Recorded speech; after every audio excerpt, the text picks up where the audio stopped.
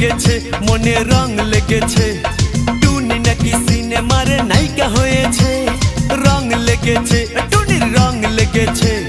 টুনি নাকি সিনেমার নায়িকা হয়েছে সেই ছবিতে নায়ক নাকি থাকবে সাকিব খান ছবিটার নাম নাকি তুমি আমার জান টুনির জ্বালায় এবার আমার যাবে রে প্রাণ রং লেগেছে মনে রং লেগেছে